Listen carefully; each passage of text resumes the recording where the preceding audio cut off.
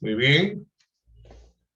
Si bien Óscar Raimundo Benavides va a realizar obras dentro de su gobierno, va a tener un gran problema. Las Fuerzas Armadas. O sea, va a tener fuertes fisuras en las Fuerzas Armadas. Eso va a hacer que él convoque rápidamente elecciones y las va a ganar un personaje que va a representar la democracia en el Perú. O sea, eran elecciones luego de 40 años en el Perú. ¿Y quién las va a ganar? Un personaje. ¿Cómo se va a llamar él? Manuel Prado Ugarteche. Entonces vamos a ver el día de hoy acerca de la llamada Primavera Democrática. Como le dije, eran elecciones luego de 40 años en el Perú. O sea, por fin se respiraba democracia en el Perú. Por eso ese periodo donde va a prevalecer la democracia en el Perú, ¿cómo le van a llamar los historiadores? La primavera democrática. De 1939 hasta 1948. Muy bien. ¿Qué presidentes conformaron la primavera democrática? Manuel Prado Ugarteche y José Luis Bustamante Rivero. La pregunta es, ¿quién fue Manuel Prado Ugarteche? Bueno, Manuel Prado Ugarteche va a pertenecer a una de las familias más acaudaladas, más aristocráticas. Él va a ser hijo de Mariano Ignacio Prado. Sí, el mismo que nos abandonó en plena guerra contra Chile. La elección de Prado va a representar, a acrecentar la primavera democrática. O sea, fue el primer presidente libremente electo en el Perú. Él va a gobernar de 1939 hasta 1945. A ver, ¿qué acontecimientos se dan? ¿Qué acontecimientos se dan durante el gobierno de Manuel Prado Ugarteche? Recordemos que da el proceso de industrialización. Ahora, recordemos que con Sánchez Cerro había eliminado al APRA, ¿no? De toda elección política, de toda elección popular. O sea, el APRA se mantiene fuera de la ley. En el gobierno de Prado se va a iniciar una guerra contra un país vecino, la guerra contra el Ecuador, por territorios como Jaén y como Maynas. Recordemos que luego de esto se firma el protocolo de Río de Janeiro de 1942, donde al final el Ecuador le entrega territorio a los peruanos, pero los peruanos le entregan territorio también a los ecuatorianos en el llamado protocolo de Río de Janeiro, ¿no? De 1942. Ahora, el Perú va a ser aliado de Estados Unidos en la Segunda Guerra Mundial. O sea, el contexto en el cual Prado llega al poder en la Segunda Guerra Mundial. O sea, el Perú se mantuvo como un mero espectador. No apoyaba ni a los países del eje, ni a los aliados. No apoyaba ni a los países del eje, ni a los aliados. Es por eso que ahora, cuando el Perú se da cuenta que el Japón va a atacar sorpresivamente posiciones británicas y norteamericanas, le entra el temor de la guerra. O sea que Estados Unidos aplastaría a Japón. Y es por eso que el Perú, de manera simbólica, le declara la guerra a Alemania. Claro, el Perú le declara la guerra a Alemania. El primer censo del siglo XX, ¿no? En ese momento se va a establecer un censo y se va a determinar que van a haber 7 millones de habitantes. ¿Y para qué se hace un censo? Para saber cuánto es la población, qué necesidades tiene y ver cómo es su estatus de vida, ¿no? Cómo es su forma de vida. Ahora, recordemos que con ese censo se va a determinar algo muy importante, que la gran mayoría no son mestizos, que la gran mayoría son indígenas y que ellos también van a reclamar sus derechos. Ahora, durante el gobierno de Prado va a llegar se va a dar el terremoto en Lima, 1940. También se va a dar el incendio de la Biblioteca Nacional.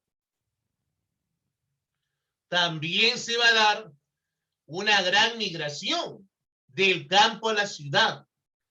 O sea, ahora ya se sabía que la gran mayoría de personas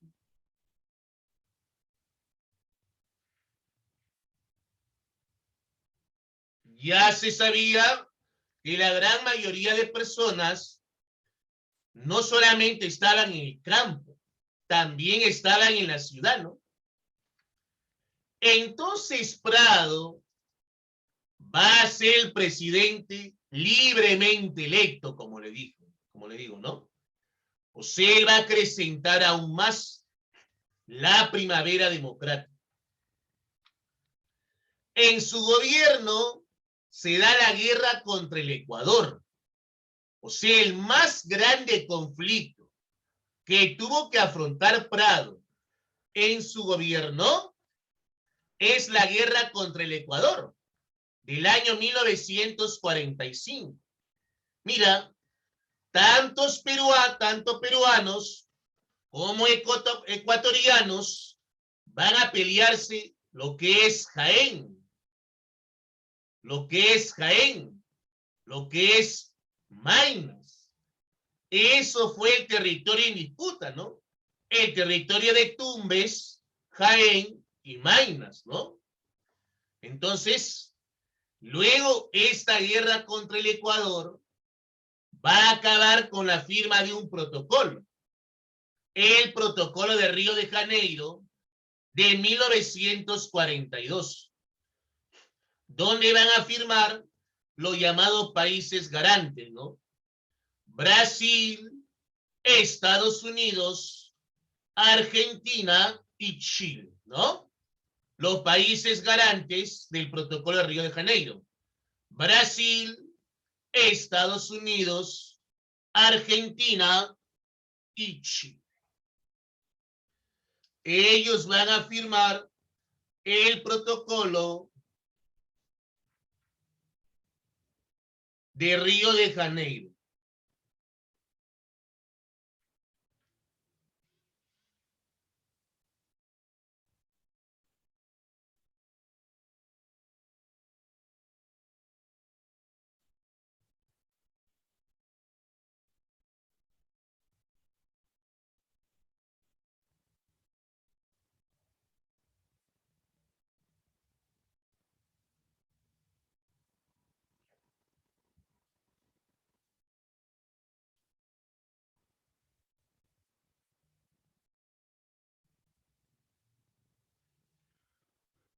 Muy bien.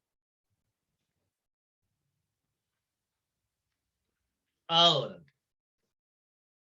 las tropas estaban al mando del general Eloy Ureta. Él ansiaba luchar porque él sabía que tenía todas las posibilidades para ganar. Claro, era como 10 peruanos y un ecuatoriano. O sea, el general Eloy Ureta ansiaba luchar, ansiaba enfrentarse a los ecuatorianos. Y es que él sabía que había pues 10 peruanos y un ecuatoriano.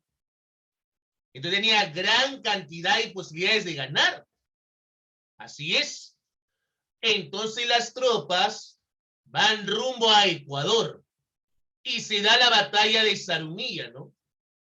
El 23 al 31 de julio, ¿no?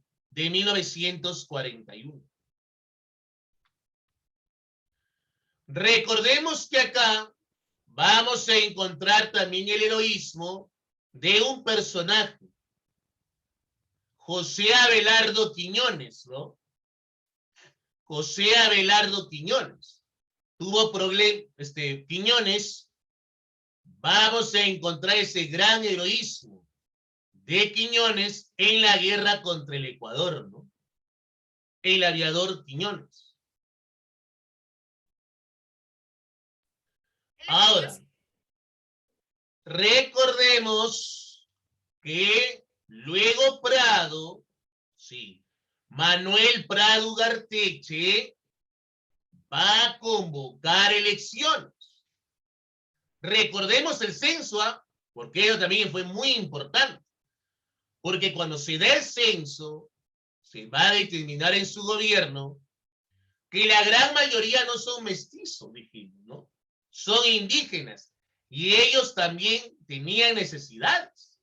También tenían derechos.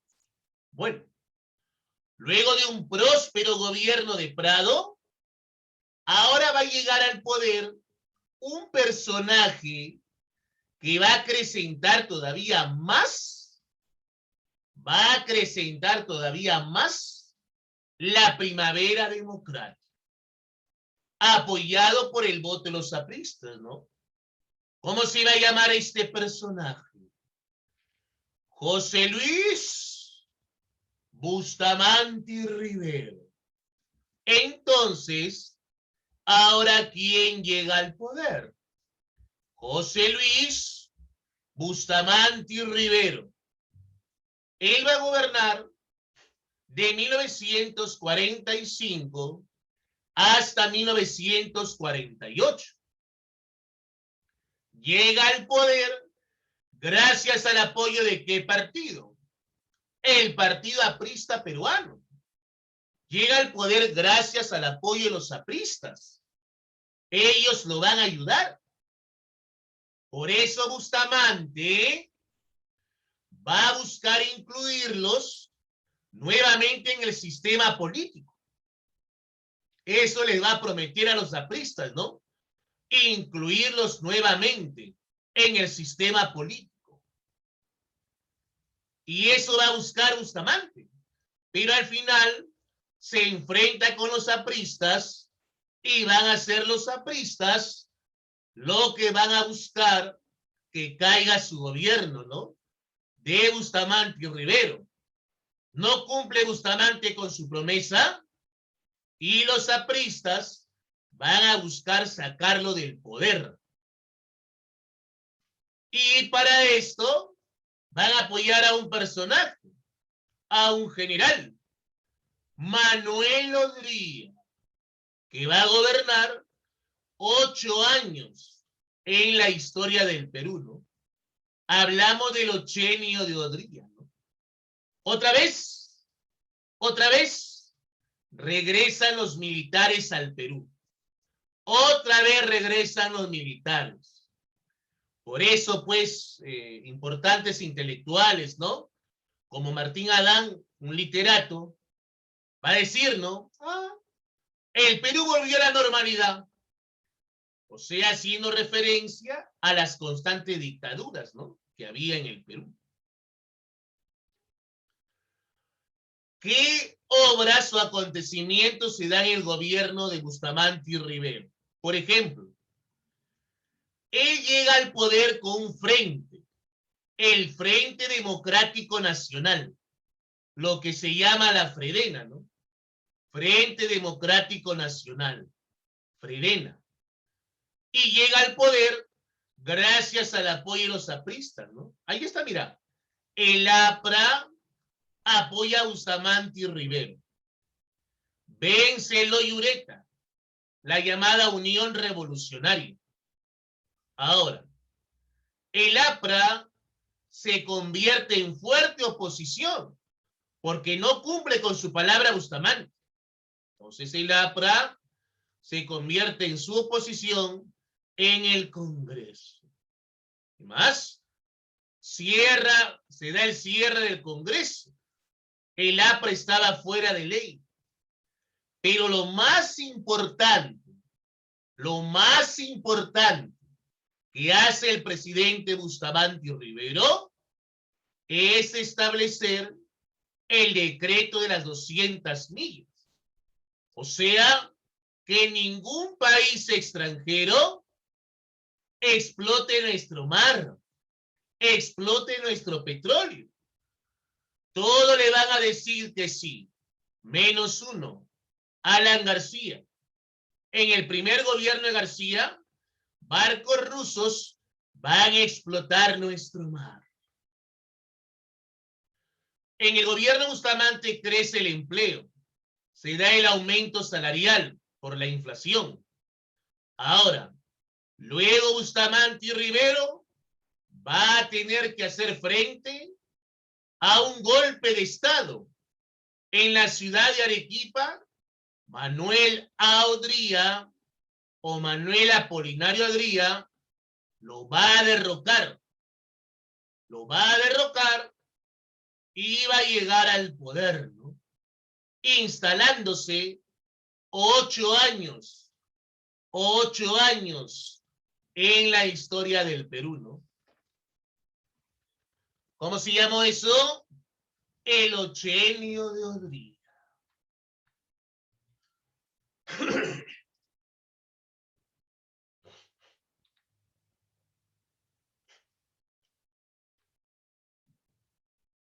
Como le dije, ¿qué es lo más importante que hace el presidente Odría? Va a establecer el decreto de las 200 millas. O sea que ningún país extranjero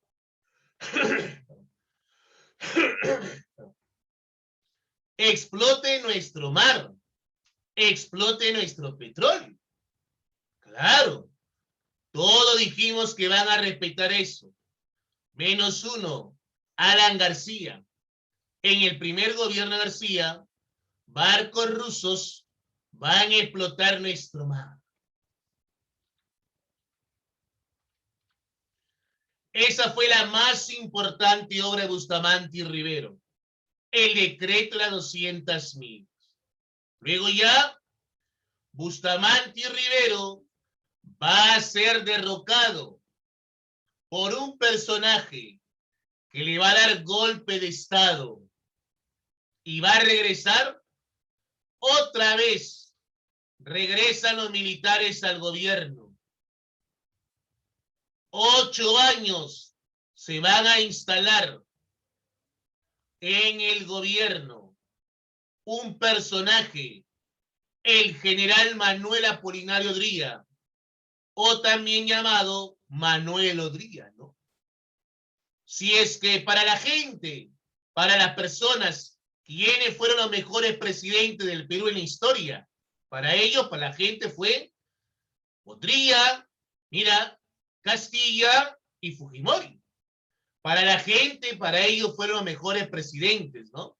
Odría, Castilla y Fujimori. ¿Y por qué Odría va a realizar grandes obras? ¿Cómo Odría va a realizar grandes obras en su gobierno? Crea el Estadio Nacional, el Fondo Educativo Nacional, crea colegios, hay grandes divisas. ¿Gracias a qué? Gracias a un acontecimiento muy importante, la Guerra de Corea. Entonces, luego de Bustamante y Rivero, va a gobernar Odría 8 años en la historia del Perú, ¿no? Eso se llamó el Ochenio de Odría.